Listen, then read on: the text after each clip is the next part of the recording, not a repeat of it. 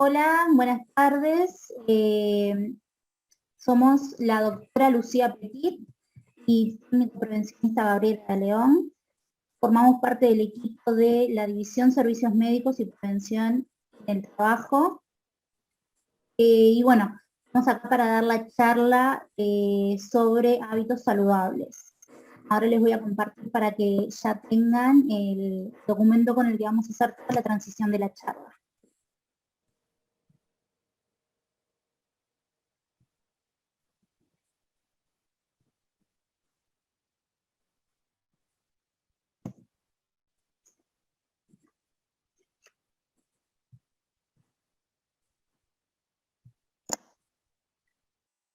Bien.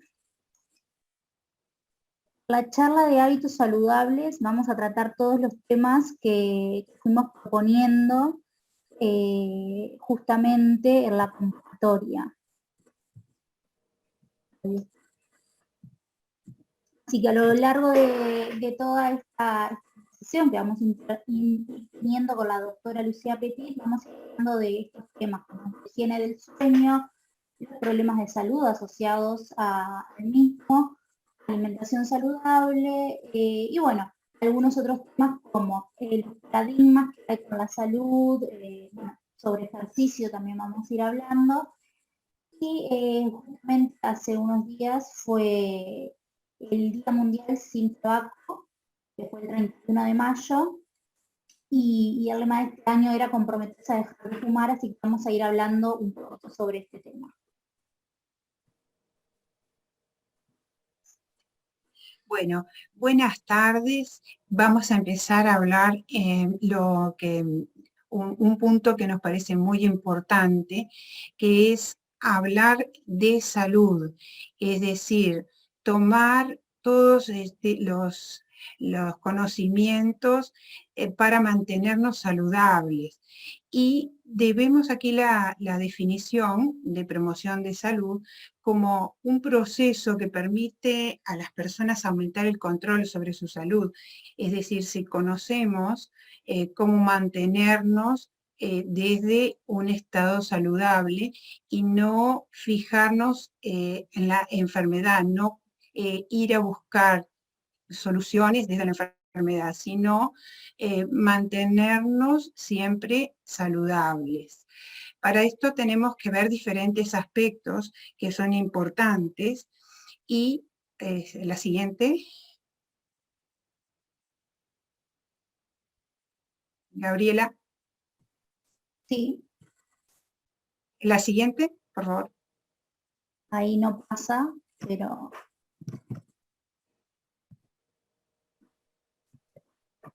Vamos a ver distintos aspectos de la promoción de salud que son fundamentales.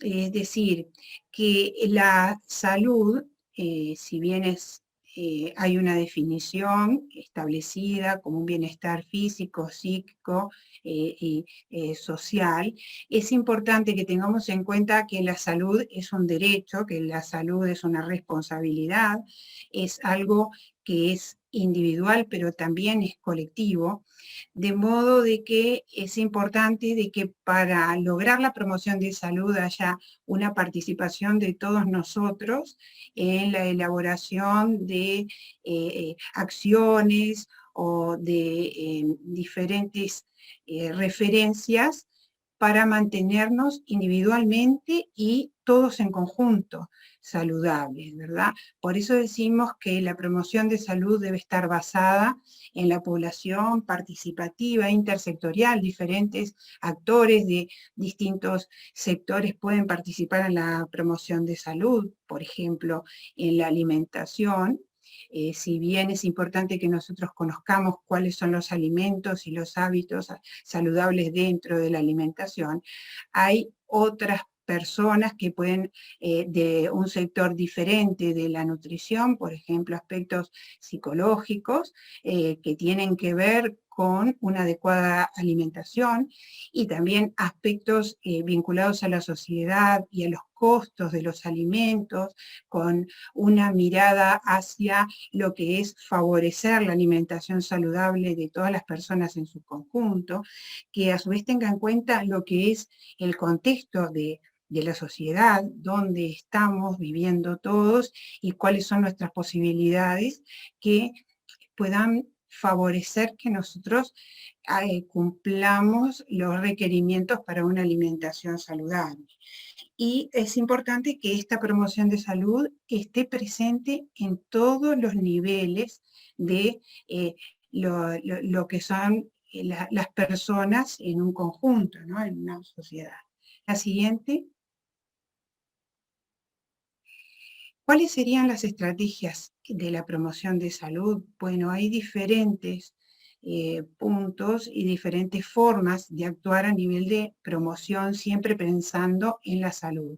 La estrategia inicial que se menciona en este cuadro es de la influencia, que es que la persona tome conciencia, acciones destinadas a concientizar a las personas para poder empoderarse y poder tomar decisiones propias basadas en un conocimiento, ¿verdad? Y tener las opciones con todos los elementos necesarios para tomar la decisión. Y para eso también es importante que la persona tenga herramientas y que pueda tener las competencias adecuadas para mantener la salud. También, como mencionamos anteriormente, el medio donde uno está, donde uno vive, la sociedad, los diferentes aspectos del medio ambiente, tengan las condiciones adecuadas para que las personas podamos mantener los hábitos saludables. Y la última estrategia hace referencia de diferentes aspectos que regulan algunos hábitos saludables. Es el caso del tabaquismo, por ejemplo, donde hay reglamentación sobre aspectos vinculados al medio ambiente, espacios libres de humos, entornos saludables. Hay hay elementos que permiten controlar aspectos que nos involucran a todos. Entonces es una manera de contribuir a que existan hábitos saludables en la sociedad. La siguiente, por favor. Acá también habíamos mencionado en su momento el tema de las leyes y decretos que favorecen esto, y justamente esta charla es una de las formas que tiene el empleador, en este caso la ANEP, de ir promocionando. Esto no solo debe ser dentro de los ámbitos privados, sino que además hay leyes que lo que hacen es incentivar que el propio empleador incentive y ayude a promocionar la salud de los empleados, ¿verdad? Exacto. Y actuando convencido, ¿verdad? Con elementos que permiten a uno concientizarse y darse cuenta de la importancia de la salud individual, pero también colectiva. Yo me puedo cuidar y puedo contribuir a cuidar a los demás. Y que esto lo podemos construir entre todos. Se puede definir también la salud como una construcción, ¿verdad? Individual. Hay quienes dicen que somos arquitectos de nuestra propia salud, pero también podríamos definir a la salud como una construcción colectiva, ¿verdad? Una construcción social entre todos, basados en conocimiento, y bueno, hay medidas de control, hay legislación al respecto. Exactamente. Bien. Y la promoción de salud tiene mucho que ver con lo que definimos como estilo de vida, ahí definido como una forma de vida que tiene ciertos patrones identificables a nivel individual y de la sociedad, ¿verdad? Socioeconómicos, culturales, mirando algunos aspectos que vamos a ver en la siguiente, como son la alimentación, la actividad física, el descanso, el consumo de tabaco, alcohol, drogas, comportamientos sexuales, afrontamiento del estrés, con las recomendaciones correspondientes y también los intercambios, como es esta actividad que tiene la idea de comenzar vínculo, comenzar instancias de reflexión, de problematización eh,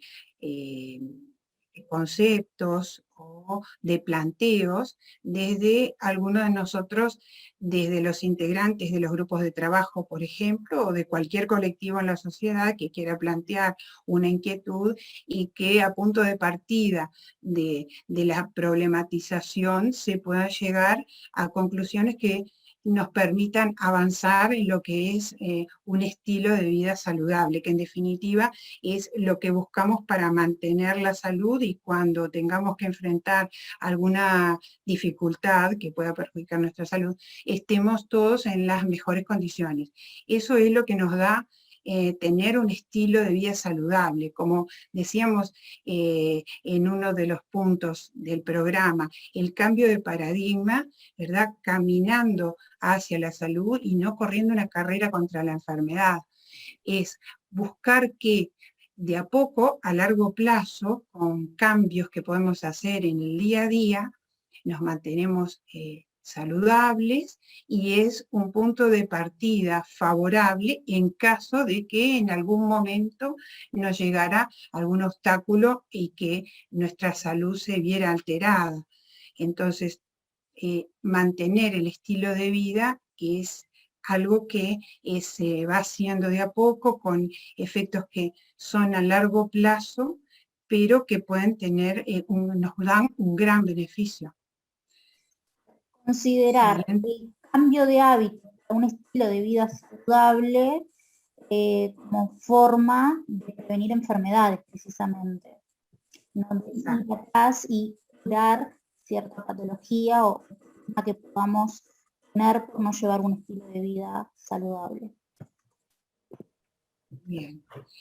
Entonces, hacemos un resumen de los puntos importantes en los estilos de vida saludable, destacando la importancia de la proactividad, el ser participativo en los aspectos que podamos, ya sea en actividades educativas o en iniciativas en lugares donde se establecen indicadores o cuestiones vinculadas a la prevención.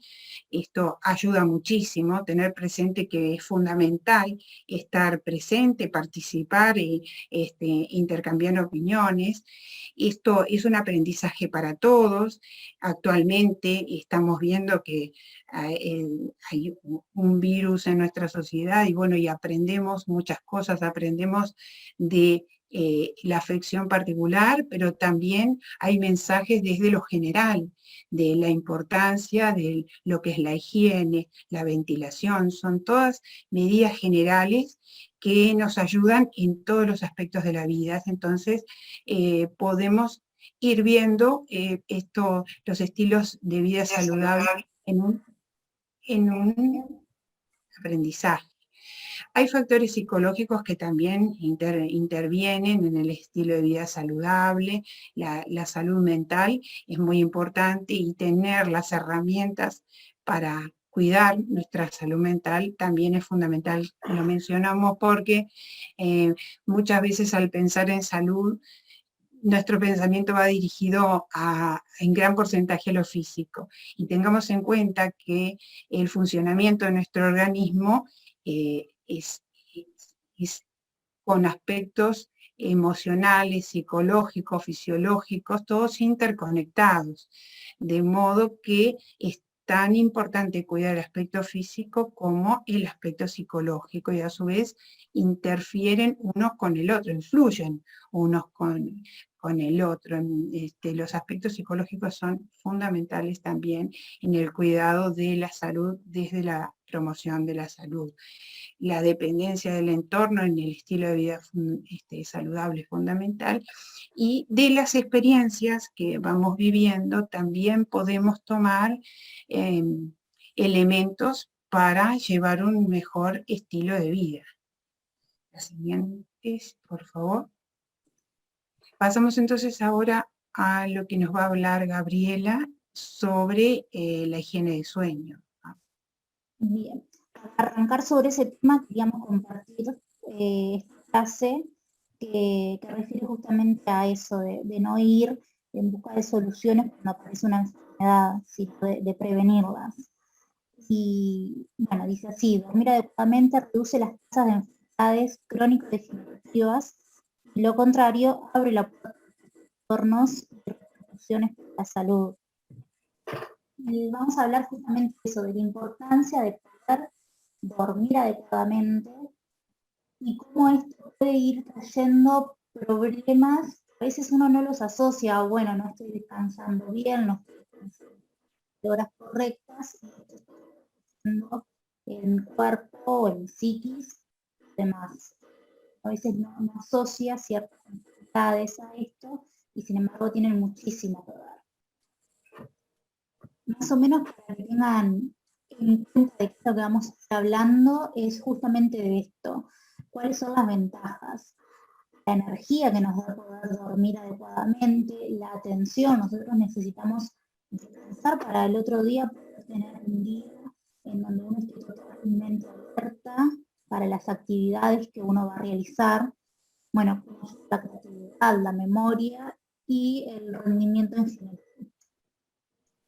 También menciona el tema de que hay menos accidentes, trabajo que requieren mayor atención, y claro, es necesario un sueño renovador, un descanso renovador.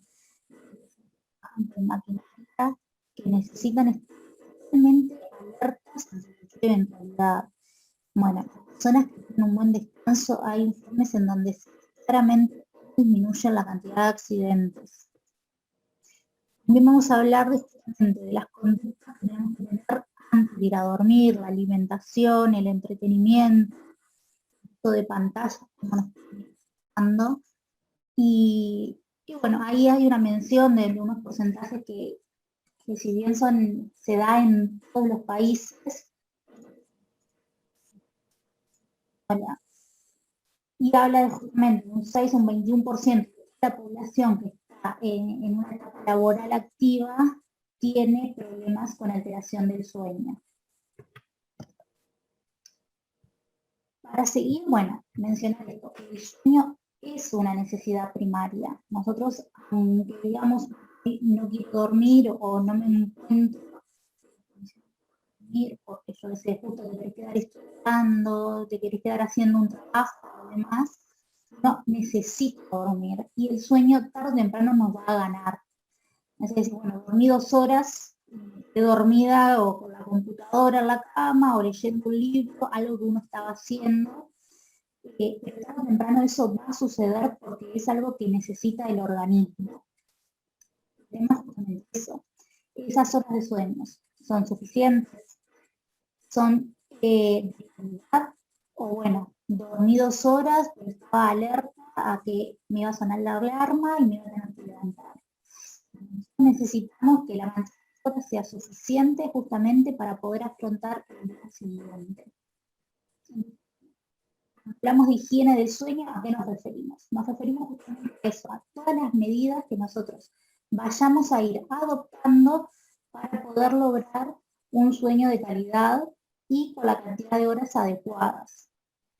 Estamos hablando cómo eso va a depender de cada individuo.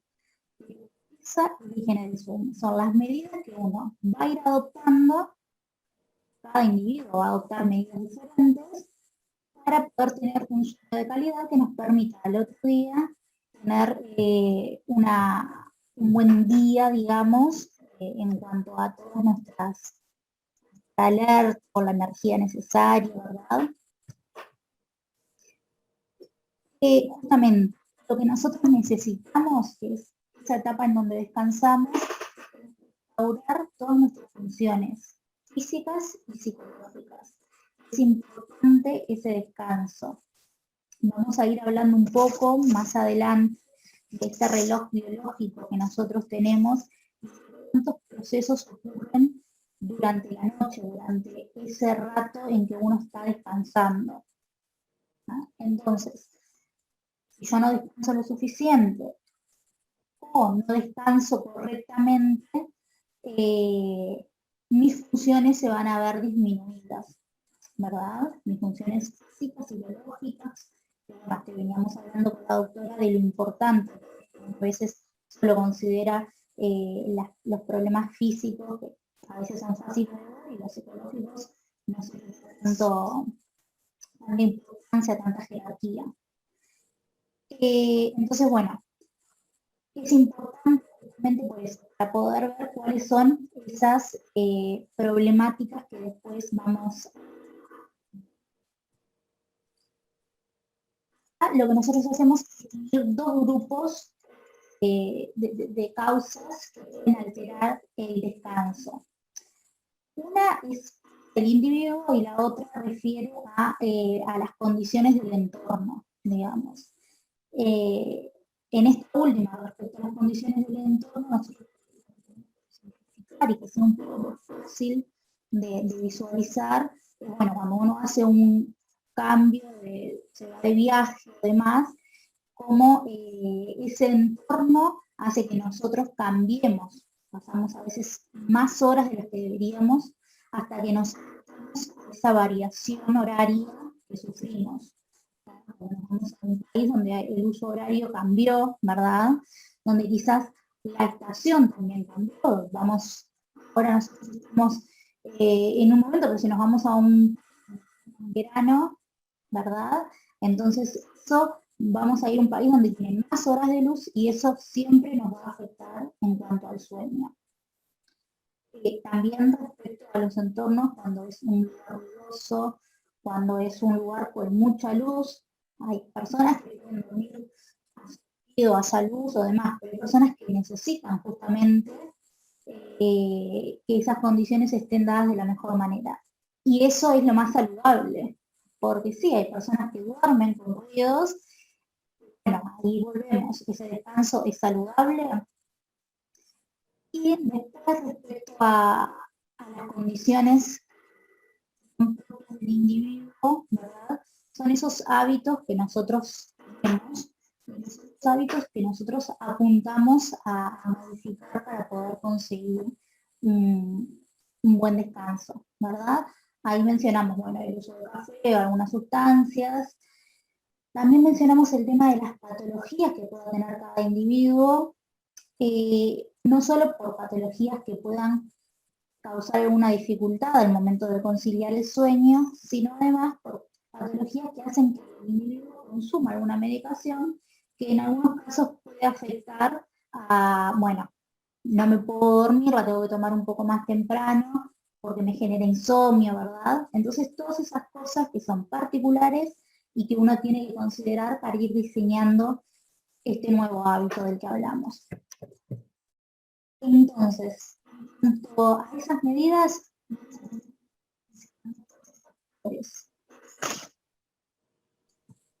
¿bien? No se escucha. ¿No? Ahí se cortó. A ver. Que vamos a considerar 4 factores: los ritmos circadianos, la edad, los factores desencadenantes de alertamiento, el consumo de sustancias. Justamente, nosotros vamos a hacer cambios en nuestros hábitos considerando estos 4 factores. Hay que tener en cuenta que para que los cambios tengan un resultado en las personas, darles un tiempo. Entonces, de 4 a 6 semanas. Hay individuos que se adaptarán más rápido y otros a los que les requerirá un poco más de tiempo poder generar ese hábito y que ese hábito se vea reflejado en un buen descanso. Porque capaz que a las 2 semanas ya tenemos el hábito de las rutinas que nos vamos armando, pero no necesariamente ya reflejan a lo positivo en el descanso. Pero a todo esto, estos cambios en el organismo que nosotros quizás de hace 20 años, entonces estos cambios necesitamos darle el tiempo suficiente. Vamos a comenzar a hablar del ritmo circadiano. Acá lo que mencionamos es el tema del sueño-vigilia.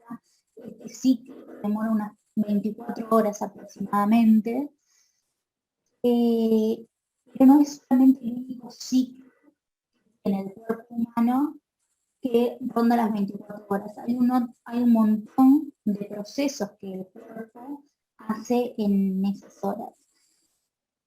¿Qué pasa? Hay un montón de, digamos, de procesos que se hacen durante el sueño, durante el momento en que estamos nosotros descansando. Entonces, es por eso que es importante tener esa rutina, ¿verdad? Acá podemos mencionar la gente que hace trabajo nocturno, ¿verdad? Que tiene alterado totalmente, o que tiene 3 días a la semana, que duerme de noche, pero 4 días a la semana que duerme en el día. Se ve totalmente afectado este ritmo, ¿verdad? Y por ende, todos los procesos que se realizan durante este descanso, estas horas promedio que se recomiendan de descanso, van a sentirse sentidas y van a ir provocando cambios. Bueno, acá mencionamos algunos, en este PowerPoint mencionamos algunos de los procesos, que bueno, son procesos hormonales, referentes a la temperatura corporal, ¿verdad? De la excreción urinaria, hay un montón de cosas que se pueden ver afectadas por no respetar este ciclo de sueño-vigilia, ¿verdad? Vamos a hacer. Bueno, eso, se llama circadianos porque justamente refieren a ciclos que oscilan en alrededor de un día, en esas 24 horas que nosotros planteamos ahí, ¿verdad? Acá volvemos al tema de las... Sí, se recomienda dormir 8 horas, pero ya lo mencionamos, son varios los factores que influyen en el sueño. Hay personas que durmiendo 5 horas consiguen un sueño de calidad y hay otras personas que necesitan unas 9 o 10 horas para conciliar el sueño, para tener un descanso saludable, ¿sí? Volvemos, hay una susceptibilidad individual que va a hacer que las cosas difieran. De los temas importantes es el tema estacional. La cantidad de horas de luz que hay afectan sumamente al sueño. De hecho,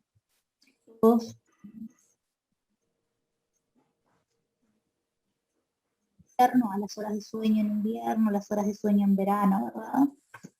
Y todo esto también se ve reflejado en el ritmo circadiano. Vamos a otro de los factores, que era la edad. Es importante tener en cuenta eso. Bueno, un bebé recién nacido no duerme la cantidad de horas que duerme una persona que está activa laboralmente, digamos.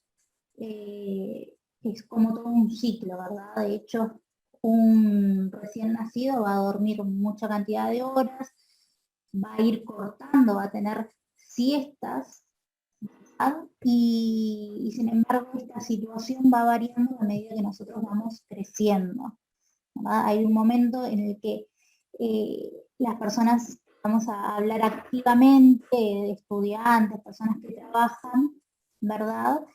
Van a tener solamente un momento de descanso, que es el de la noche, o sí, quizás a veces se necesitan esas pequeñas siestas que siempre 20 minutos aproximadamente, y que no sean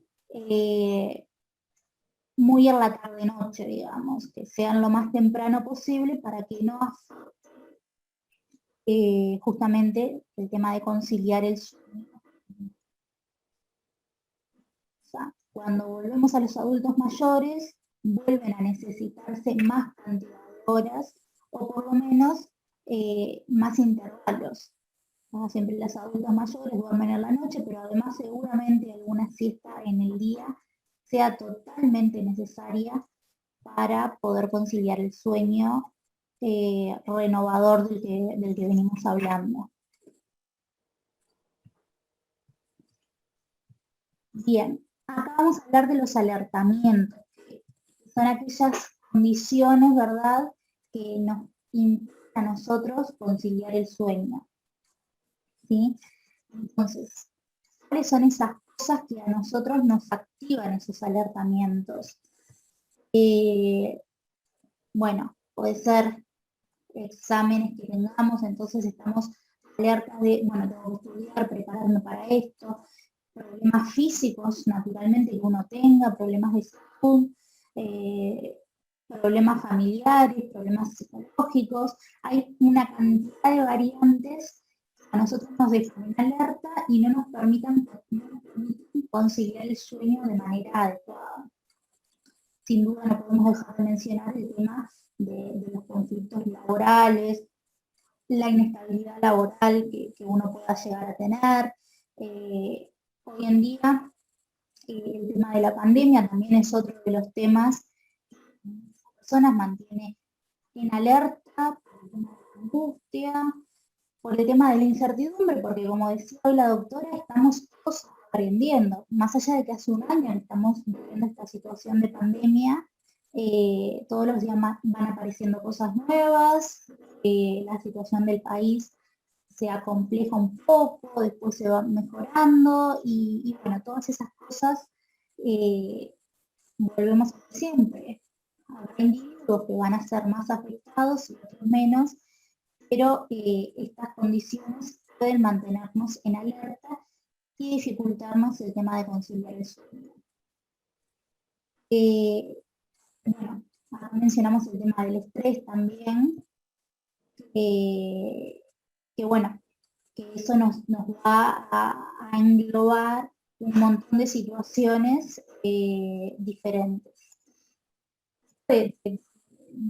Problemas con el sueño también nos pasa que, bueno, miro el reloj cada rato para ver cuánto tiempo me falta de sueño, bueno, a tal hora me tengo que levantar, ponerme a hacer cálculos a la mitad de la noche, para ver si duermo lo suficiente, ahí ya estoy, en vez de concentrarme en el verdadero descanso que tengo que dar, estoy concentrándome en otros temas que para ayudarme a conciliar el sueño, no lo van a hacer. Entonces, bueno, acá tenemos las formas de activación. ¿tá? Cuando una persona es hiperactiva durante el día, ¿verdad? Y bueno, está la rosca, como decimos, o como yo por lo menos, es una expresión que uso de que uno está totalmente metido en una, cuando llega la noche como que empezás a bajar un poco, pero no siempre lo suficiente como para conciliar. A veces seguís, bueno, ya estuve todo el día al palo, entonces seguir en ese trabajo, esa hiperactividad que tenemos no nos permite tener un buen descanso. Lo que es saludable es eso, de llegar a la noche y bajar un poco, pero no siempre pasa y a veces pasa eso de seguir en esa rosca. Después eso, el periodo anterior a irnos a descansar, esos son otras cosas que nos van a ir afectando. El ejercicio que nosotros realizamos. El ejercicio nos activa. Siempre es recomendable hacerlo en la mañana, o por lo menos no tan pegado al momento de irnos a descansar, porque lo que hace es ir activando todas nuestras funciones y después eso puede hacer que se nos sea más complicado el tema de conciliar el sueño. Y bueno, hay otros factores que son externos, ¿verdad? Que son alertamientos también, como el tema de la cena que nosotros consumimos, que bueno, más adelante vamos a hablar un poco del tema de la alimentación. Y acá, bueno, acá lo que mencionamos, que era el cuarto factor, digamos, para tener en cuenta sobre cómo generar este hábito, es el consumo de sustancias. Acá quisimos considerar dos sustancias, que es el tema de la cafeína y la nicotina. La cafeína demora de 8 a 12 horas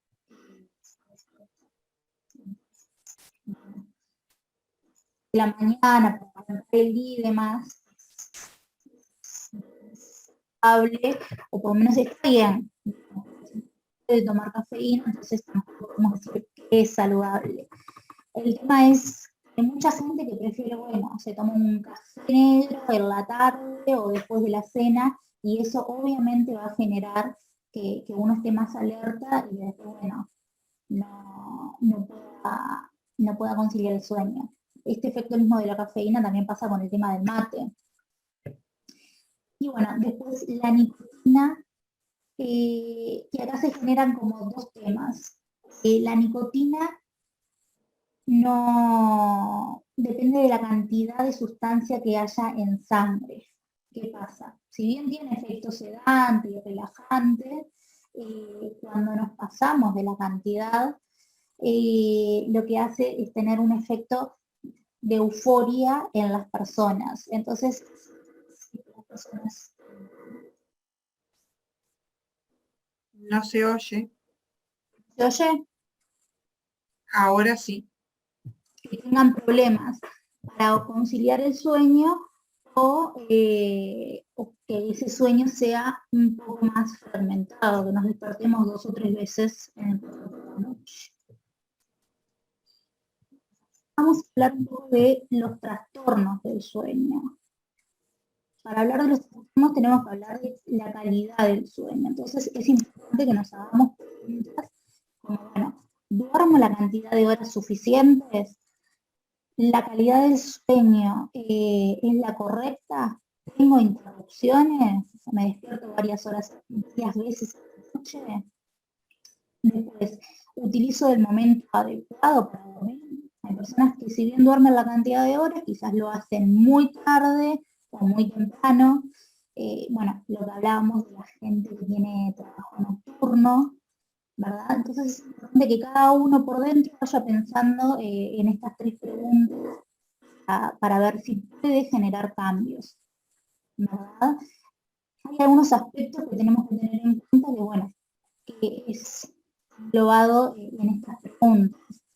Es si el sueño es uniforme, ¿verdad? Si no tiene interrupciones de calidad, que eso nos va a traer problemas, ¿verdad?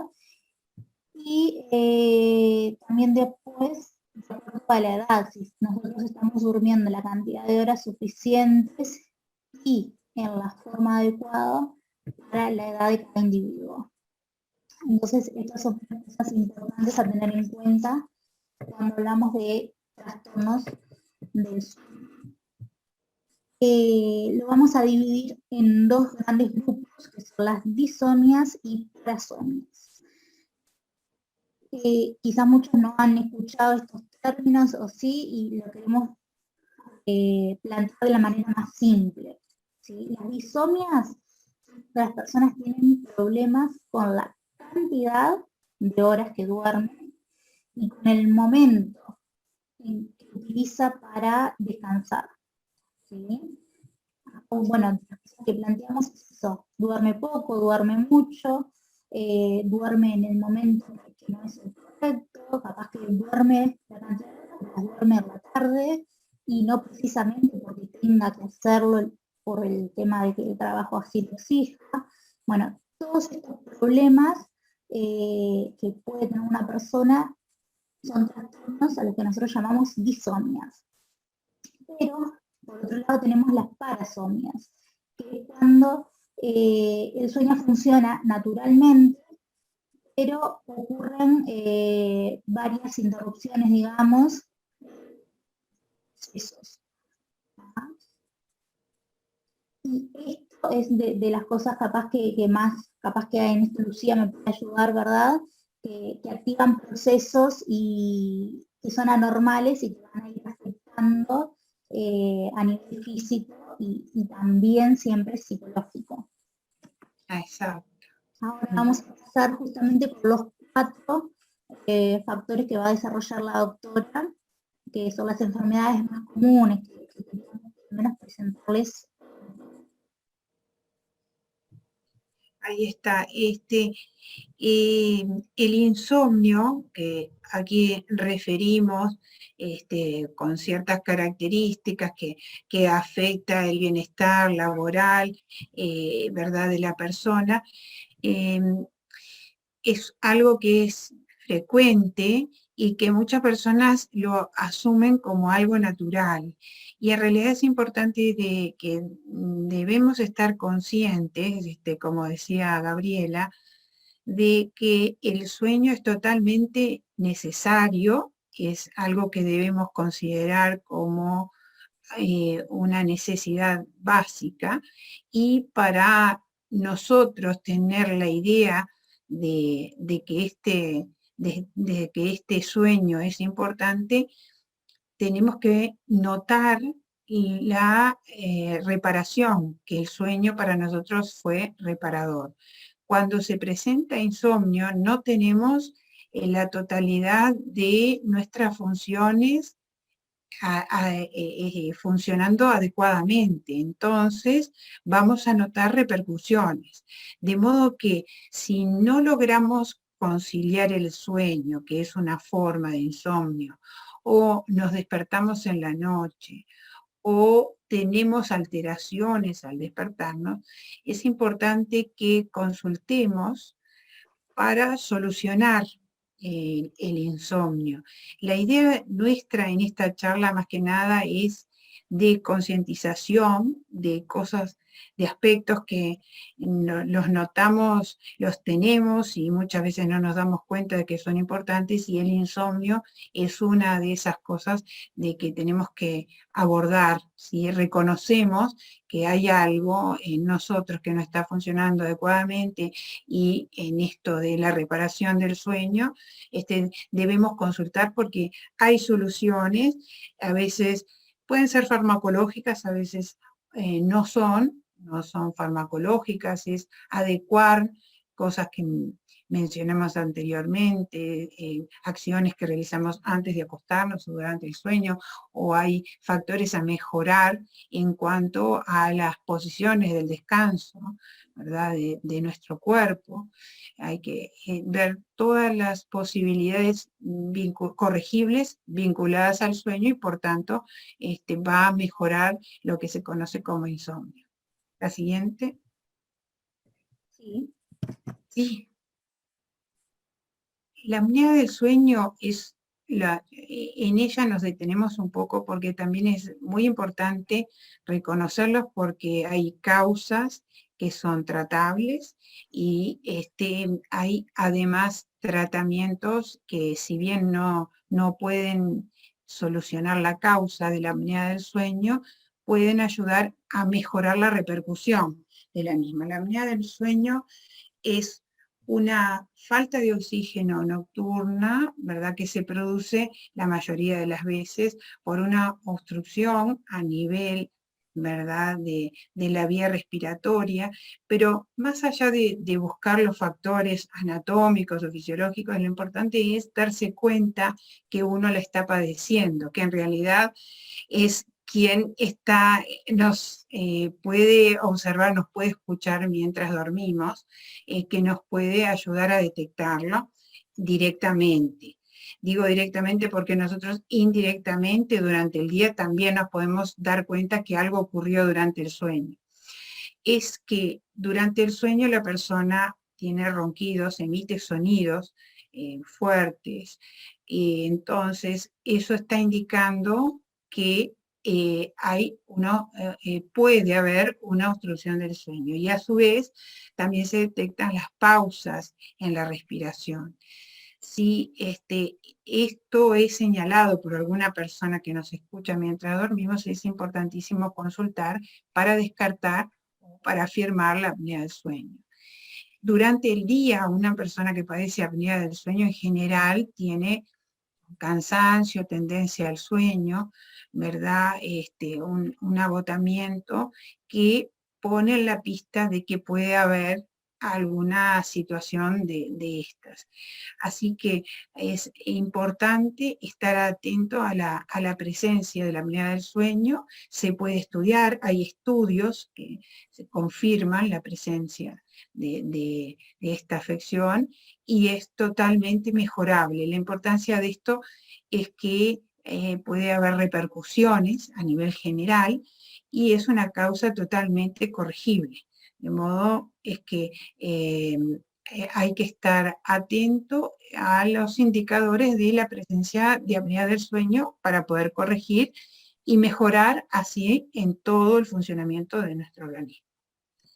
La siguiente, por favor. Y aquí mencionamos también otra afección que está vinculado a estos trastornos, que es el síndrome de las piernas inquietas. Bueno, como ahí se menciona lo que presenta, la sensación en las piernas, a veces la persona lo refiere como un desasosiego, que no sabe explicar bien lo que es, pero hay características que permiten a uno aproximarse a esta idea, la sensación de picazón, ¿verdad? O de alteraciones en las piernas y en los pies, y también amerita una consulta para la atención y bueno, a veces no se logra la solución total, pero una mejoría sí importante haciendo correcciones de higiene, ¿verdad? De acciones que podemos tomar en cuanto a posturas o hábitos que mejoran estos malestares que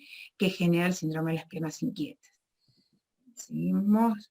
Y la narcolepsia es cuando uno tiene la sensación de que se puede dormir o de hecho hay personas que se duermen durante el día y bueno, puede tener repercusiones graves, ¿no? La falta de control muscular o alteraciones psicológicas. También estar atento a la presencia de lo que se denomina la narcolepsia, que sería fundamentalmente una tendencia a un sueño con pérdida de control, ¿verdad? Seguimos entonces la siguiente. A ver si tú, Gabriela, como recomendaciones en cuanto a lo que es la higiene del sueño, ¿no? Acá tenemos un resumen de recomendación. Exacto, acá lo que hicimos fue apuntar un poco de cuáles son las cosas que está buena seguir para realizar justamente ese hábito, cambiar nuestros hábitos y poder tener una buena higiene del sueño. Como primero que vamos a mencionar es el tema de no tomar sustancias excitantes, especialmente antes de dormir, ¿verdad? Ahí mencionamos algunas. Después el hecho de que la cena sea una cena liviana, ¿verdad? Y no consumir grandes cantidades tampoco, que nos vayamos a la cama y que estemos con ese proceso de digestión que tampoco es saludable. Y lo otro que es importante es tampoco irse a dormir con hambre. Después, respecto al ejercicio físico, lo que habíamos mencionado, de no hacerlo a última hora, justamente es activar nuestro organismo. Es importante, de hecho, es el siguiente tema del que vamos a hablar, pero hay que tener en cuenta cuándo realizarlo para que no afecte justamente nuestro descanso. Después, respecto a las siestas, que ya lo habíamos mencionado también, que no sean de más de 20 minutos. Si no, lo que vamos a hacer cuando lleguemos a la hora del descanso, no vamos a tener sueño porque vamos a estar descansados y volvemos a lo mismo. Todo nuestro ciclo va a cambiar y por lo tanto todos los procesos que nuestro cuerpo debe realizar en esas horas de descanso de la noche no las va a terminar de hacer esos procesos.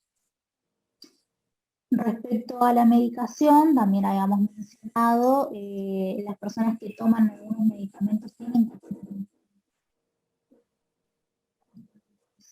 si provocan alguna alteración en el sueño y cuándo es mejor tomarlo. Lo otro que hablamos siempre respecto a las rutinas, los hábitos, es mantener un horario regular, ¿verdad? Bueno, siempre me acuesto a las 10, 10 y media de la noche.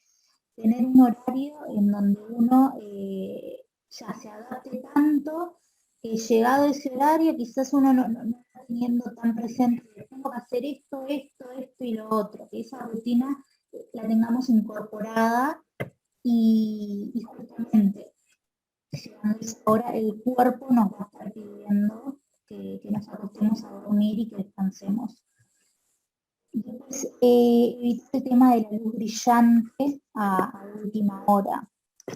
Eso también es importante. Acá también podemos hablar del tema de los dispositivos. Hoy en día estamos todo el día con algún dispositivo, sea celular, tablet, computadora, televisión, a veces incluso estamos con más de un dispositivo a la vez y eso lo que hace es mantenernos en alerta precisamente y no ayuda a esto que venimos hablando. Después, es el tema de no hacer tareas en la cama que impliquen una actividad mental. Justamente cuando empecé la charla, yo decía, bueno, a veces estamos trabajando y nos quedamos en esa rosca y demás, bueno, no es lo ideal. Lo uso como ejemplo porque es algo que no podemos negar que pasa, pero no es, a veces tenemos que dar un examen, tenemos muchas horas de estudio, entonces, bueno, ya llega un momento en que no encontramos una postura de comodidad, decimos, bueno, me voy a la cama, estudio un poco, preparo el examen, pero eso no es ideal en ningún momento de la vida realizarlo. Y bueno, tener un ambiente que sea relajante, que sea oscuro, que no haya luz, que no haya ruidos, ¿verdad? Para lograr conseguir un descanso reparador que en definitiva es lo que venimos hablando desde que comenzamos con esto.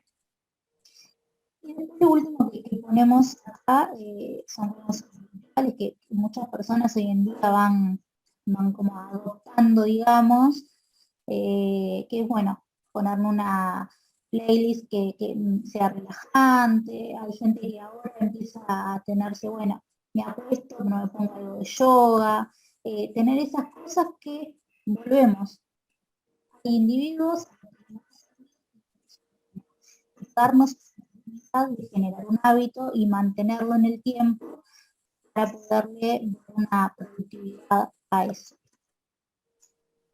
Bueno, vamos a ver el ejercicio físico, otro de los temas, y acá mencionamos justamente sobre la Organización Mundial de la Salud, que nos recomienda que los adultos que estamos en etapas de estudio y laboralmente activos tengamos una actividad física aeróbica, es lo que recomiendan, de unos 150 minutos semanales, ¿verdad? Es importantísimo hoy en día estamos haciendo trabajos cada vez más sedentarios.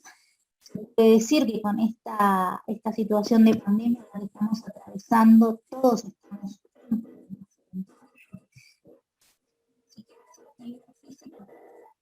además suprime ese momento de traslado hacia el lugar de trabajo que quizás entonces tenía ese momento. Hoy en día en gran medida estamos con esto del teletrabajo, hacemos guardias 1 o 2 días, pero todas nuestras actividades han reducido nuestra actividad física en gran porcentaje. Entonces, bueno, hay que ir buscando la manera de mejorar esta situación. Acá lo que mencioné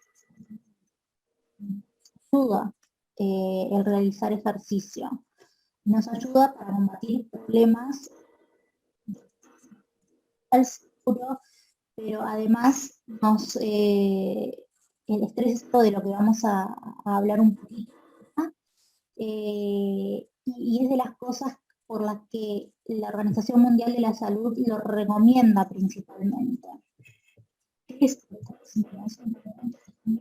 fisiológicos, psicológicos y conductuales que ocurren como respuesta a una amenaza, un estímulo, ¿sí? Eso lo definimos como estrés. ¿Qué pasa? El ejercicio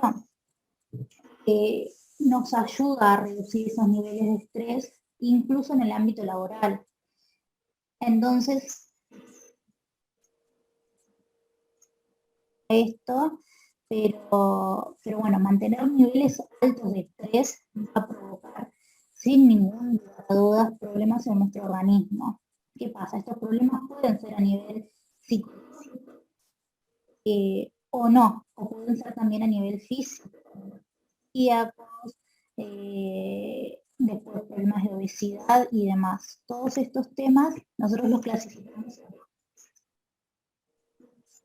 consecuencias, ¿verdad?, del estrés.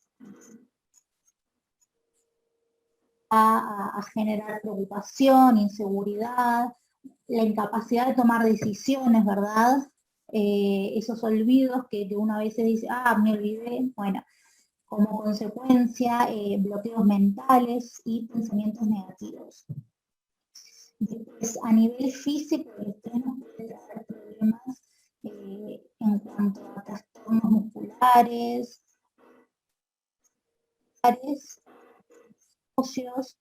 y problemas respiratorios y gastrointestinales. También tenemos problemas conductuales, que bueno, es el comer, fumar, beber en exceso, las parálisis, todo eso como temas conductuales que nos puede traer los altos niveles de estrés.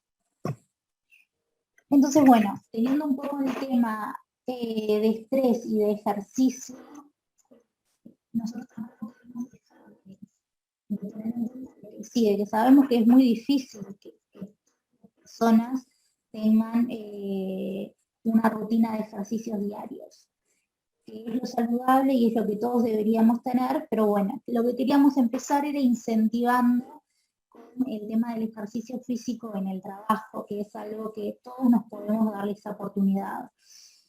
Cuando nos referimos a ejercicio físico en el trabajo, son sumamente beneficiosas.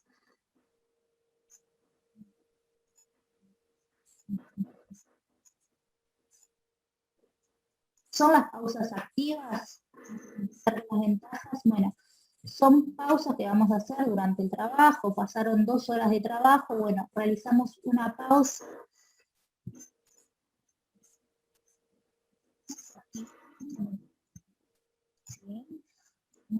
5 o 10 minutos de ejercicios que nos van a ayudar precisamente en la disminución del estrés, en favorecer las posturas que nosotros vamos teniendo y que vamos adoptando a lo largo del día y que en el largo plazo pueden ir mejorándose, ¿verdad? Libera el estrés,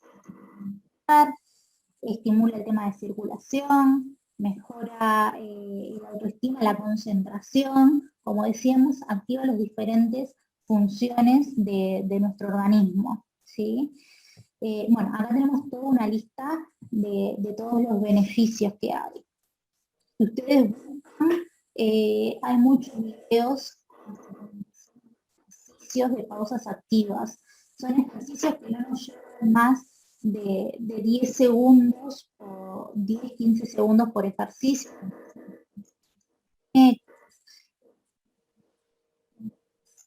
Mover el cuello de un lado o del otro, 10-15 segundos. En la totalidad de las rutinas, digamos, van a superar los 5 o 10 minutos. Y bueno, y es importante que vayamos adoptando este cambio porque de verdad que las mejoras son muchas y las personas que adoptan estas rutinas en verdad pueden incorporar todos los beneficios que tiene. Y ahora continuamos con la doctora con el tema de alimentación saludable. Bueno, con respecto a la alimentación, queremos destacar que es fundamental para mantenernos saludables tener algunos elementos en cuenta. En primer lugar, aquí en esta definición hablamos de la alimentación saludable en las diferentes etapas de la vida, ¿verdad? Con distintos requerimientos, con distintos nutrientes que son necesarios y diferentes recomendaciones. Nosotros en esta actividad nos vamos a referir fundamentalmente a la alimentación saludable en los adultos. La siguiente, por favor. Aquí vemos las principales características de una alimentación que tiene que ser variada. Esto hace referencia a los distintos tipos de nutrientes, en verdad los nutrientes esenciales que deben ser aportados como las vitaminas, está adecuada a diferentes cosas. Si bien la edad es un factor, también hay que ver cuál es la actividad física de la persona, cuáles son sus patologías, es decir, cada persona adaptar su alimentación a su situación y eso tenerlo presente, es decir, elegir los alimentos para cada uno y que sean saludables y a su vez que esta alimentación sea inocua. Hay algunas recomendaciones generales de la Organización Mundial de la Salud con respecto a algunas sustancias, algunos nutrientes, como por ejemplo el porcentaje de grasas, que sabemos que hay distintos tipos de grasas presentes en los alimentos. Hay grasas que se denominan saturadas, otras insaturadas. Las saturadas en general son grasas que la vemos en estado sólido, las insaturadas son las que vemos en los aceites, por ejemplo, en estado líquido, y ejemplos, ¿verdad? Y lo que se denominan grasas trans también, que pueden estar en los alimentos procesados, en las galletas, ¿verdad? En los pasteles, en las pizzas. Con respecto a esto, la recomendación que se hace es que las grasas no representen más del 30% de la ingesta calórica total, es decir, que sean menores al 30%, que las grasas saturadas sean menor a 10% de la ingesta calórica total, y que también las grasas trans ¿verdad? Representen un bajo porcentaje, ¿verdad? Sí, lo menos posible, dentro del aporte calórico total, es decir, menos de un 1%. Con respecto a las grasas, ¿verdad? Es importante tener en cuenta que hay algunas grasas que son saludables, ¿verdad? Las poliinsaturadas, fundamentalmente, que provienen de aceites. Hay algunos aceites recomendados, especialmente aceites que tienen que ver o que derivan de semillas, que se conocen que tienen un efecto saludable. Por ejemplo, mencionar, hay aceites que derivan de las semillas de chía, por ejemplo, que son ricos en ácidos grasos insaturados, ¿verdad? Y bueno, después se verán que nosotros les vamos a enviar un material donde van a poder tener claro los diferentes tipos de aceites y de grasa para que la persona pueda elegir cuáles son las que pueden ser elegidas por su propio organismo y a su vez lo que es saludable. Y conocer lo que no es saludable también para tener en cuenta.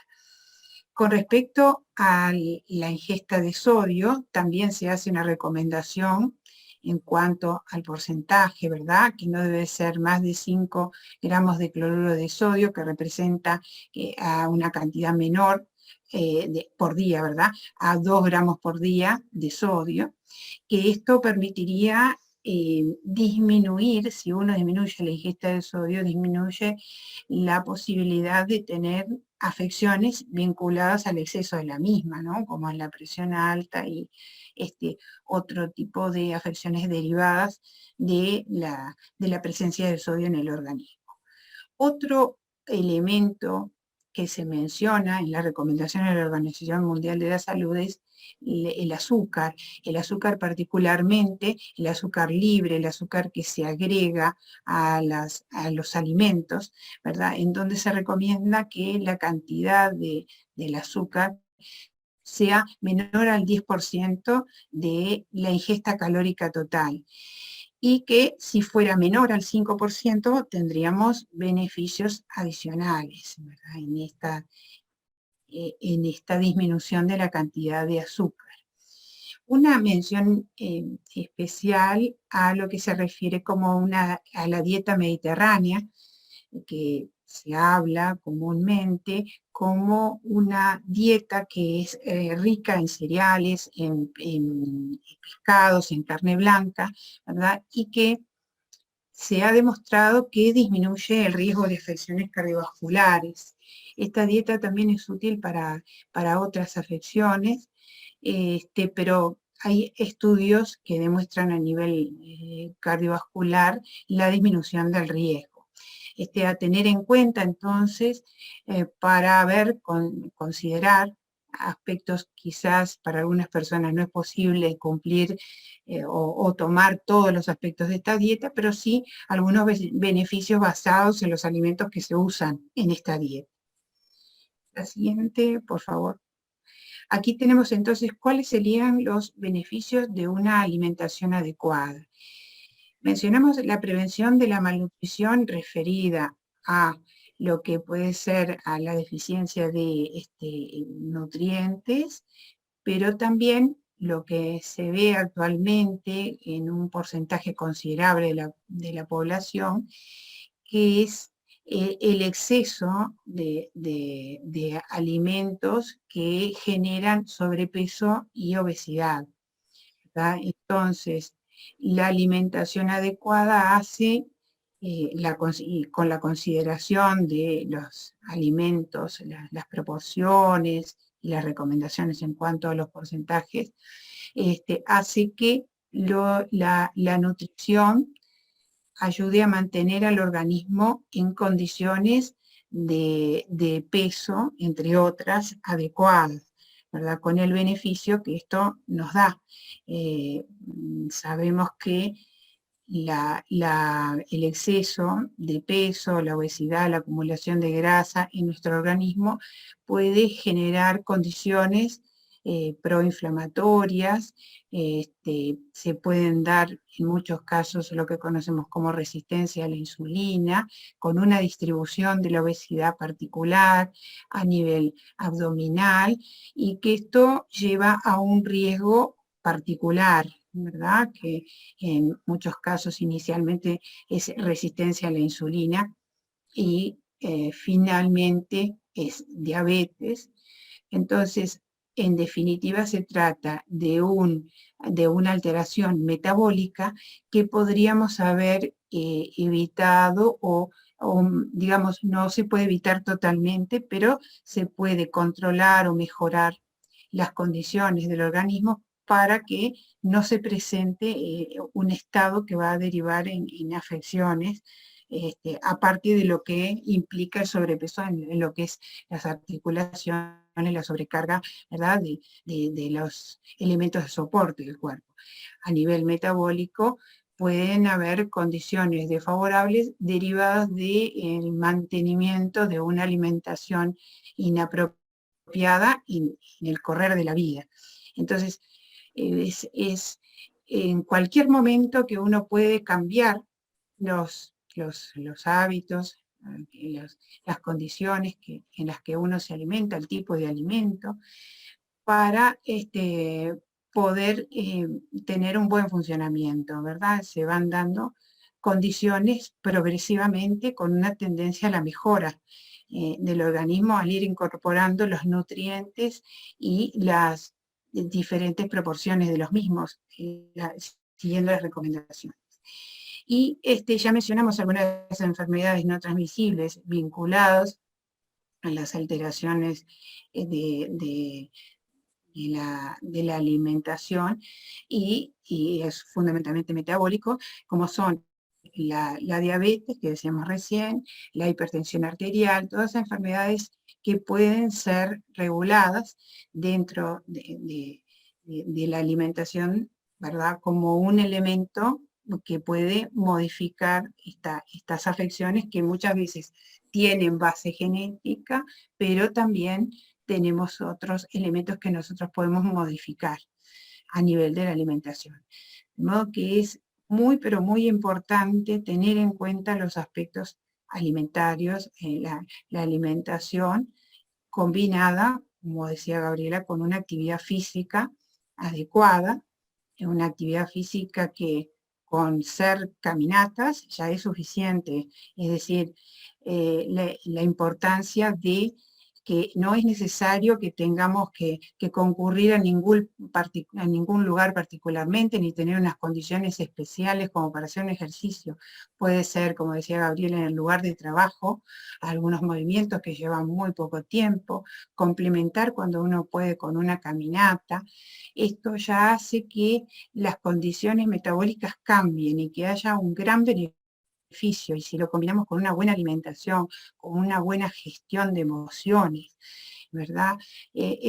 Un adecuado sueño, o sea, todas condiciones que venimos mencionando y que las vamos incorporando de a poco, son cambios que podemos, al tener en cuenta la importancia y al tener las herramientas, los elementos que nos dan las ideas como para ir modificando, nos van dando condiciones cada vez más favorables y que vamos a ir viendo reflejado en el bienestar, la salud apreciada desde el bienestar. Esa es la idea de promover estas acciones, estos cambios es que uno va a sentir el cambio a nivel del bienestar que uno va a sentir sin mirar particularmente ninguna afección. También va a haber beneficio en la prevención de las afecciones, pero lo vamos a notar. Eso es lo importante de esto. A ver la siguiente. Entonces, si pensáramos cuál sería la alimentación exacta que yo necesito recibir, bueno, en realidad tenemos que hacer una consideración de varios factores, como es los que mencionamos aquí, cuál es el modo de vida, cuál es la actividad física que yo llevo, bueno, qué edad tengo, qué sexo tengo, qué etapa de la vida, en qué etapa de la vida estoy, en la etapa de las mujeres, la etapa de la perimenopausia, menopausia, tiene algunas implicancias directas en lo que es la alimentación. Es necesario que cuando se va a dar el cambio hormonal en la menopausia, que van a cambiar, van a caer los niveles hormonales, tener en cuenta las necesidades, los requerimientos de calcio y para fortalecer los huesos, que al haber cambios hormonales no hay una adecuada, si no se cuida, no van a tener la fortaleza adecuada de los huesos. Entonces es importante de que uno tenga en cuenta la ingesta del calcio, pero también tenga en cuenta que hay algunos factores que hacen que ese calcio, a pesar de ser ingerido, no se absorba.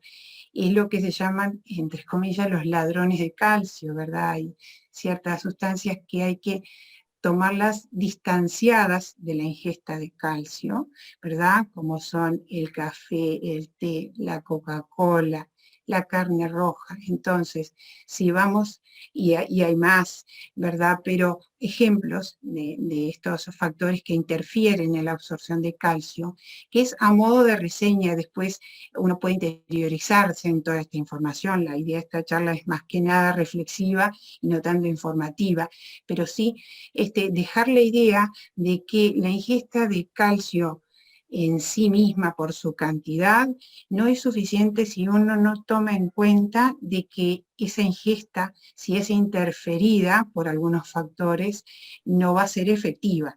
Entonces, si yo sé que voy a tomar mate y voy a comer el pedazo de queso que me aporta la cantidad de calcio correspondiente, es necesario que yo tome un intervalo de tiempo entre la ingesta del calcio y la ingesta del factor que va a interferir en su absorción, aproximadamente 2 horas. Separar, ¿verdad? Además de la composición de los alimentos, tener en cuenta, tener esta precaución para que haya una absorción adecuada del calcio. También tener la precaución de que el calcio requiere cierta proporción o algo de contenido graso también para su mejor absorción. Hay varias de estas precisiones dentro de la alimentación. Menciono esta porque me parece que es importante a tener en cuenta y hablar sobre ella. Y bueno, y como una idea para ir a buscar diferentes, diferentes detalles dentro de la alimentación, de acuerdo a las necesidades de cada persona que vea esta charla y que piense en mejorar su alimentación. Seguimos entonces. La siguiente, por favor. Aquí tenemos las características, mencionamos las características de una alimentación saludable, las porciones de frutas y verduras al día. Eso es fundamental, buscar diferentes frutas y verduras que estén presentes siempre en el día. También sustituir muchas veces que uno ingiere en la tarde alimentos con azúcares, como mencionamos hace un rato, o con azúcares libres. Mejor, si es posible, sustituirlo por alguna fruta, que eso va a actuar favorablemente también en el organismo. Ahí combinaríamos los dos puntos que mencionamos acá. Disminuimos la cantidad de azúcar e incorporamos una fruta. También esto es progresivo y bueno, viendo la oportunidad también cuando uno está más afín a hacer ese cambio. Como todo en prevención. Hay condiciones en la prevención que me parece importante destacar, que no debe ser obligatorio. Ninguna acción preventiva debe ser obligatoria y siempre es importante que uno esté concientizado, sensibilizado y bien predispuesto para hacer el cambio. Si eso no es así, todavía no es el momento. Es importante buscar esas condiciones para que el cambio se mantenga en el tiempo, ¿verdad? Entonces, eso uno lo va viendo de acuerdo a cuándo es el momento para iniciar y para mantener los cambios. Y después, la adecuada cantidad de calorías que ya hablamos y la cantidad de sodio. Seguimos la próxima. Pasamos a otro aspecto que es importante conversar, reflexionar más que nada, información sobre esto. Hay mucho, se habla mucho de las repercusiones negativas y las enfermedades, pero nosotros, como eso se habla mucho y hay información variada, pensamos en que es mejor pensar desde la reflexión y por qué es que a veces uno siente dificultades o por qué resulta difícil dejar de fumar.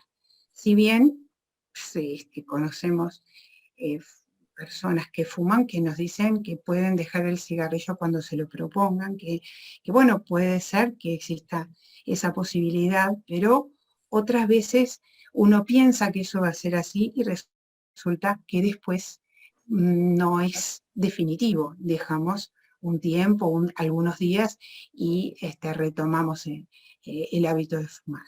Entonces, el tema el tema por el cual resulta difícil dejar de fumar, muchas veces tiene que ver con la forma en que uno se plantea dejar de fumar. Pensemos entonces a nivel personal, porque también como otros factores que hemos mencionado, en dejar de fumar importa el nivel individual y el nivel colectivo, la ayuda que desde la sociedad nosotros damos y que nosotros recibimos para que se den las condiciones para que la persona deje de fumar. Si pensamos a nivel personal, uno podría plantearse dejar de fumar desde el miedo a enfermarse, ¿verdad? Y eso no es apropiado. No es apropiado porque no es el modo de que la prevención es efectiva y que es una prevención recomendable. Lo que se recomienda siempre en prevención es la concientización y la aceptación. Es necesario aceptar que fumar es una condición negativa, que hay una trama psicológica en torno a algo que es una adicción, la nicotina nos genera adicción y que el cigarrillo como que comienza a ingresar en la vida en la vida de la persona y que justificamos y que tenemos necesidad de fumar, justificaciones inconscientes, por supuesto, ¿no? Pero que se va dando un mecanismo que hace que uno comience a fumar y después resulte difícil. Se va dando un proceso en el comienzo de fumar y en el mantenimiento y que es necesario aceptar primero de que uno tiene una adicción o que uno tiene una dificultad en dejar, en abandonar el cigarrillo, y que es necesario ese mecanismo deshacerlo. Del mismo modo que ingresó ese cigarrillo y que nos generó el hábito de seguir fumando, nosotros tenemos lo que es necesario y lo que es recomendable es hacer un camino inverso, buscar la manera de que podamos dejar de fumar abordando los aspectos que hacen que se mantenga el aspecto fisiológico, es decir, la nicotina que ingresa en el organismo y genera las ganas de volver a fumar, ¿verdad? Un mecanismo fisiológico por la nicotina, un mecanismo psicológico que le da un valor simbólico al cigarrillo,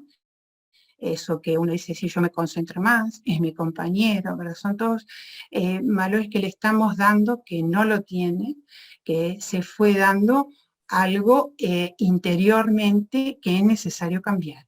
Y hay otro aspecto que es el aspecto social. El compartir, el fumar, es compartir algo con los demás, es tener un grupo. Entonces, ese es otro aspecto que es necesario abordar para lograr la cesación, ¿verdad? Una sedación que se va a mantener en el tiempo. Seguimos entonces. Bien, entonces, aquí vemos esto que conversamos, los mecanismos, los métodos para dejar de fumar. El que nosotros entendemos que es el más adecuado es abordando estos temas. Hay en todos los prestadores de salud, hay lugares, policlínicas dedicadas a esto y que tienen equipos multidisciplinarios con el abordaje psicológico, conductual, todo lo que generó la conducta en fumar y lo que es necesario para dejar de fumar. Están presentes médicos para, en caso de ser necesario, por el grado de dependencia, suministrar alguna medicación, y también la alimentación vinculado en el proceso de cesación. Y en este factor es importante tener presente que es un factor totalmente eliminable, porque tenemos factores de riesgo para distintas enfermedades, que algunos no los podemos modificar, como es la edad, como es la genética. Hay otros factores que son controlables, como puede ser la hipertensión arterial, la diabetes, y hay otros que pueden ser totalmente eliminables, los podemos eliminar, y uno de ellos es el tabaquismo. Tenemos que ver el beneficio que nos da dejar de fumar y además la posibilidad de eliminarlo, ¿ah? Y que esto requiere un cambio. La siguiente, por favor. Entonces, si tomamos la frase para este año, el lema de la Organización Mundial de la Salud para el Día Mundial sin Tabaco, que fue el 31 de mayo, que es comprometerse a dejar de fumar. Y aquí, de acuerdo a lo que venimos hablando, es importante que uno tome conciencia de que para poder dejar de fumar lo que hay que hacer es un cambio profundo. Se han instalado nosotros cuando fumamos mecanismos que es necesario cambiar desde la reflexión, desde la concientización, y si es necesario una ayuda para poder visualizar y para poder realmente cambiar el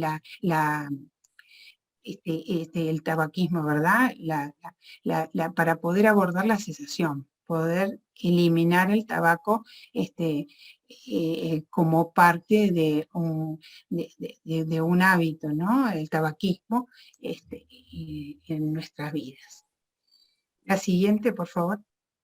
Entonces, aquí resumimos lo que venimos hablando. ¿Qué es lo que es necesario? Concientizarnos, ¿verdad? Concientizarnos desde los aspectos positivos, desde todos los beneficios que nos puede hacer dejar de fumar, y concientizarnos de que el cigarrillo se ha instalado progresivamente como algo que nos condiciona a mantenerlo, y podemos dejarlo. Entonces, para poder dejar realmente, o para poder iniciar la cesación, es importante tener una motivación. La motivación será particular para cada uno, ¿verdad? Es una instancia fundamental la reflexión de cuál es la motivación, y que esta motivación también se mantenga en el tiempo. Pero una vez que comenzamos con el proceso de cesación, esto va a ir a llevar definitivamente a la persona a dejar de fumar. Es importante el cambio de etapa. Hay varias etapas en el proceso de cesación. Al principio uno ni piensa en dejar de fumar. Otra etapa es cuando uno está pensando, bueno, podría ser, pero todavía no. La otra etapa sería, y bueno, voy a dejar en estos días. Y después otra etapa sería decir, bueno, mañana dejo. Y bueno, es así como va a llegar un momento en el cual ya se instalan conductas que se van a ir dando progresivamente, son guiadas, ¿verdad? Desvinculando acciones que uno tiene con el cigarrillo, y que finalmente va a hacer que estas acciones van a hacer que el cigarrillo ya no esté más presente en la actividad diaria, ¿no? Entonces, es importante tener la concientización, la motivación, tener presente que hay servicios dedicados a este tema, y que es un factor totalmente eliminable. Seguimos. Siguiente, por favor. Aquí entonces vamos al otro aspecto. Hasta ahora todo lo que mencionamos con respecto a comprometerse a dejar de fumar, lo mencionamos a nivel individual, pero el entorno libre de humo es una condición también fundamental para que se pueda dar este proceso, y para que cuidarnos entre todos, lo que decíamos hoy al principio, la salud individual y colectiva. Es un derecho individual y también colectivo. En el entorno, el humo se puede presentar como humo de segunda mano, o sea, ese humo que del fumador llega a la persona que no fuma, ¿verdad? Y hay un humo de tercera mano, que quedan partículas depositadas en los elementos que hay en el entorno. Entonces, es fundamental que exista la conciencia de que el entorno de las personas debe estar libre de humo, y yo puedo contribuir a eso. Y la importancia de esto son los puntos que también mencionamos acá. Hay una protección de la salud. Si tenemos un entorno libre de humo, tenemos protección de la salud con ese hecho. Hay una disminución de las personas que fuman, muchas veces por la concientización, otras veces por la normativa, ¿verdad?, que mencionamos hoy dentro de la promoción de salud, y también disminuye el inicio del comienzo del tabaquismo, que es muy importante a nuestros jóvenes, a nuestros niños. Es importantísimo abordar el comienzo, de que no comiencen a fumar, educar, ¿verdad? Y el entorno libre de humo es uno de los factores que hace que disminuya el comienzo, ¿verdad? Y a su vez también hay una conciencia social de la importancia que es el tabaquismo para las personas y para la sociedad en su conjunto.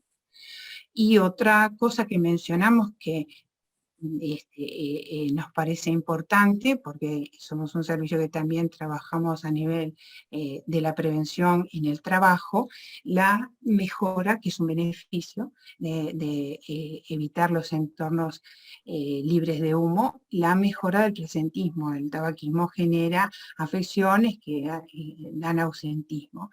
Ausentismo en todas las actividades, pero en el trabajo también. Y el trabajo es una actividad también saludable, ¿verdad? Que es importante mantenerla, es saludable trabajar.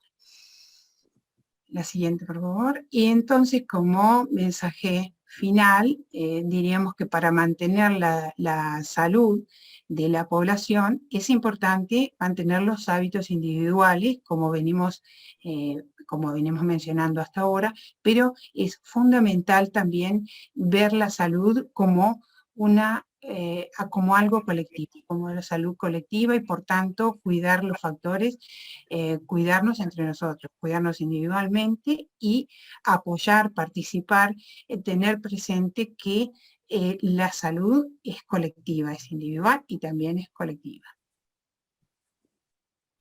Gabriela, no sé si a ti te parece importante agregar alguna cosa más. No, justamente lo que quería era recalcar eso que tú dijiste ahí, que bueno, la idea de la charla precisamente era más que informar, generar un poco de esto de conciencia y de generar esa inquietud para que podamos ir, y bueno, si bien acá mencionamos algunos temas, no a profundidad que nos gustaría, poder ir investigando un poco más,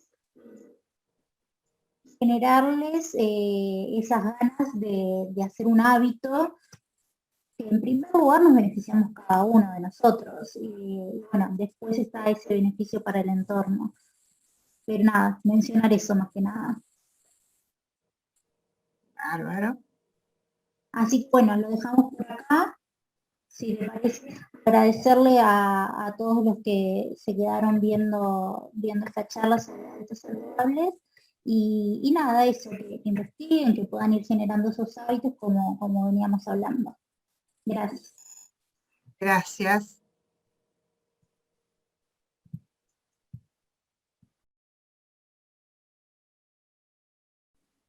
Y ahí tenemos a Natalia. Hola, Natalia. buenas tardes a todos. Hola, buenas tardes. ¿Qué tal? Yo quería consultar, cuando hablaste de la parte de alimentación, que nombraste el aceite de canola.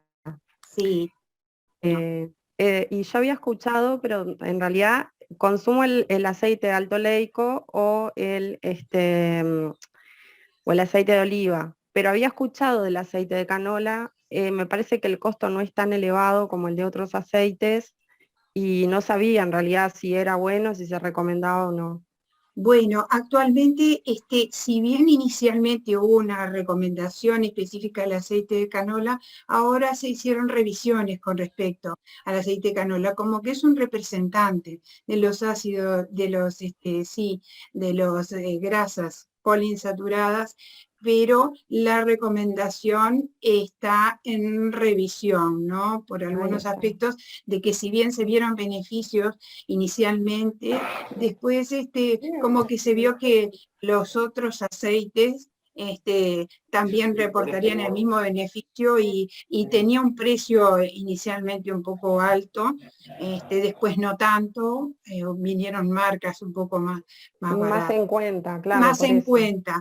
De Ahí modo está. que, si bien lo mencionamos como un aceite dentro de los poliinsaturados, no sería específicamente una recomendación, ¿no? Claro. Sí, el de oliva ya como monoinsaturado, ¿verdad? Pero es muy bueno el aceite de oliva, incluso lo incluyen dentro de lo que es la dieta mediterránea. Los otros aceites también de soja, esos están dentro de los poliinsaturados también, ¿no? Ahí está. Está. Pero muy buena pregunta. Gracias. No, Había otra mano levantada, pero no la veo. Sandra, ¿puede ser?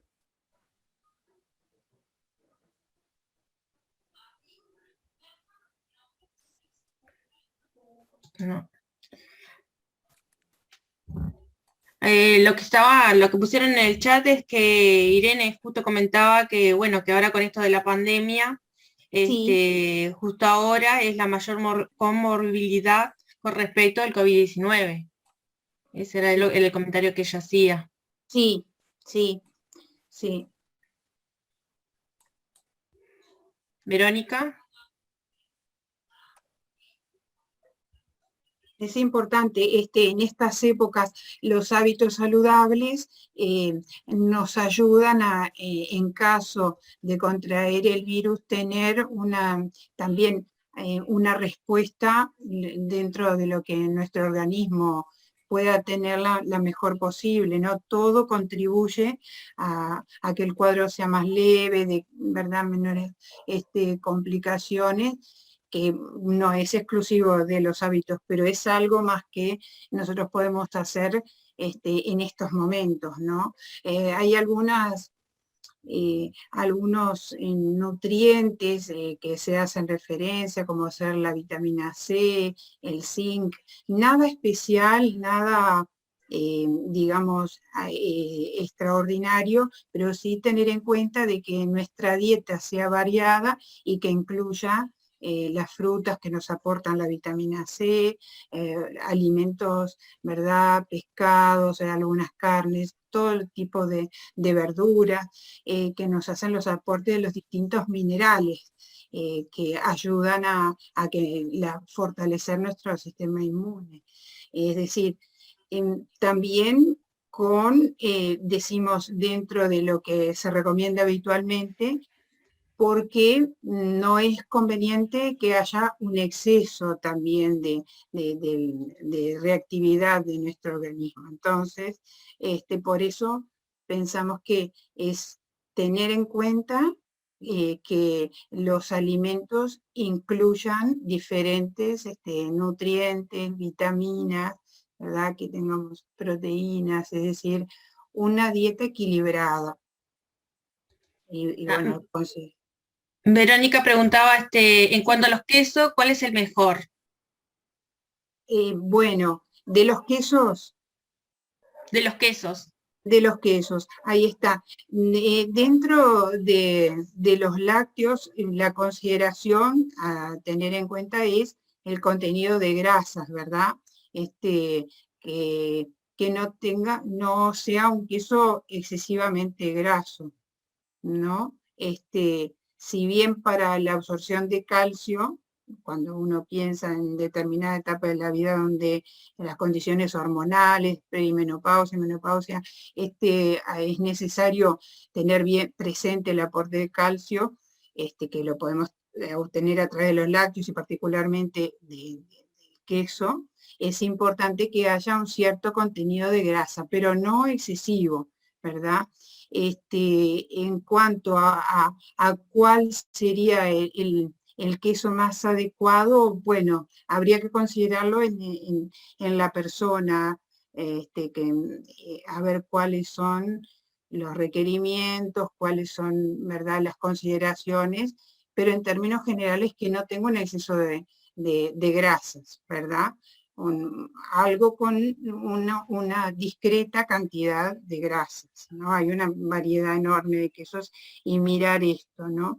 Y ya que está la pregunta, es importante que hay el etiquetado de los alimentos que nos ayuda a hacer las opciones para cada uno de nosotros, que es importante también a tener en cuenta que han habido algunas variantes en cuanto al etiquetado inicial, pero por lo pronto tenemos una aproximación, ¿verdad?, de los alimentos que tienen exceso de grasa, exceso de sodio, ¿verdad?, exceso de azúcares, que nos permiten seleccionar mejor y más rápido los alimentos con contenidos adecuados. Sí, ella ponía, dice, en su mayoría los quesos son altos en sodio, que queso es También recomendable por eso de bajo de sodio y alto en bajo de sodio. proteínas. Ahí está. Y también quizá también, además del tipo de queso, la cantidad de queso, ¿no? La porción de queso a consumir también tiene que ser considerada en cada una de las personas, ¿verdad? De acuerdo a, pueden haber afecciones en las cuales es conveniente limitar algunos de los componentes del queso, ¿no? Entonces hay que tener en cuenta varias cosas, ¿no? No aisladamente ni el alimento ni las cantidades. Hay que ir viendo de acuerdo a las posibilidades de cada uno. Ahí Natalia le quedó otra consulta. Sí. Sí, está muy interesante la charla. No, en realidad, en el caso de los chicos preadolescentes, adolescentes, que tienen obesidad, se aconseja, o sobrepeso, porque hay una diferencia, ¿no? Una cosa es el Sí, sobrepeso exacto. y otra es El la obesidad. obesidad lo medimos a través del índice de masa corporal. Masa corporal. El Ah. índice de masa corporal, cualquiera lo podemos hacer nosotros, es el peso medido en kilogramos sobre talla al cuadrado. El resultado de ese índice de masa corporal, si da 25 o más, es sobrepeso, y por encima de 30, entre 25 y 30 sobrepeso, y por arriba de 30 ella es obesidad. Es un cálculo que podemos hacer, y bueno. Y conociendo ahí, la altura y el peso. Conociendo la altura, ahí está, peso sobre talla al cuadrado. Y ahí está. Sí. Y en ese caso, por ejemplo, ¿se hacen controles? ¿Es recomendable hacer controles cardiológicos de repente a chiquilines, adolescentes que están con sobrepeso o con obesidad? Sí, ya está establecido que en los controles pediátricos se incluye la ocultación, digamos, la clínica de lo que es el control cardiológico, que lo podríamos dividir en dos, en lo que es clínico, con el interrogatorio, el examen físico, y la paraclínica, que ya sería con un electrocardiograma, un ecocardiograma, o sea, otros estudios complementarios. Incorporado ya está en el control pediátrico la ocultación y el interrogatorio, las preguntas a la mamá, el examen físico completo con la revisación del aparato cardiovascular y tomar la presión. Incluso están las tablas específicas por percentiles para los niños. En el libro del niño ya está, y están las gráficas al y final. En el carnet del adolescente está también. Y en el carnet del adolescente ahí está donde específicamente los valores de presión arterial.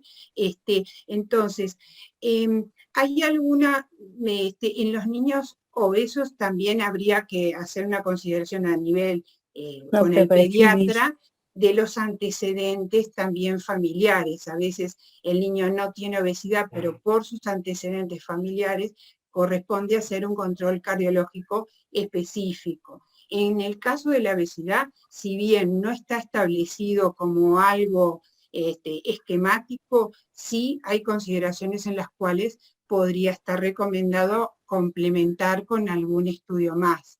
Lo más importante en los niños es tratar de buscar la manera de que el niño incorpore los hábitos saludables, tanto sea en la alimentación como en el ejercicio, ¿verdad? Y que lo vaya incorporando también de una manera que no genere en él ni ninguna ansiedad, ni ninguna angustia, es decir, un abordaje de la obesidad que muchas veces requiere también la participación de un psicólogo, ¿verdad?